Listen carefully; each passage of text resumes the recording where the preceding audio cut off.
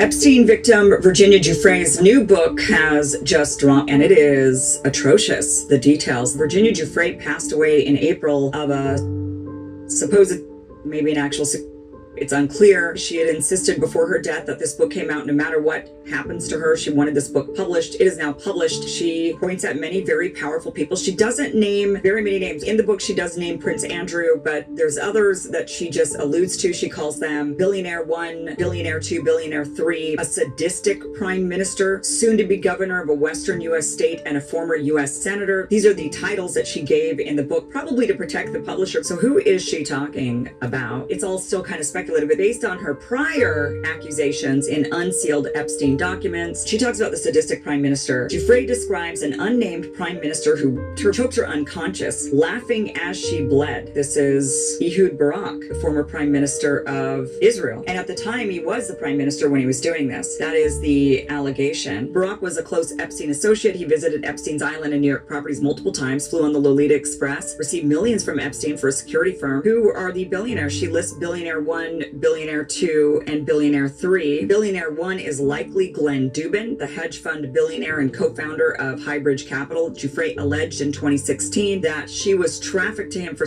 he and his wife Eva were close Epstein friends. Billionaire 2 is likely Thomas Pritzker. She claimed in court filings that she was directed to have sex with him. And billionaire 3 is likely Leon Black. This is the private equity billionaire and Apollo Global Management co-founder, soon to be governor of a Western state. I think that is probably Bill Richardson, New Mexico Governor Bill Richardson. Giuffre accused him in a 2016 deposition of having sex with her while underage. He was a former U.S. Energy Secretary, UN ambassador, and frequent Epstein guest. He was often on the flight logs for the Lolita Express. The former U.S. Senator is likely George Mitchell of Maine, who served between 1980 and 1995. Giuffre alleged in 2016 testimony that she was directed to have sex with him. He was a frequent Epstein associate and later a Middle East peace envoy under Obama. She endured many horrors. It was absolutely terrible. Her book is atrocious. I mean, this young girl, here she is at 13 years old. This is when they snatched her up, basically, from Trump's Mar-a-Lago and used her and abused her. And everybody knew it. Everybody knew it. She was so young. This is why we want the Epstein files. We want to know who was involved because they should be held accountable. But we also want to know who was involved because we want to know who's been compromised.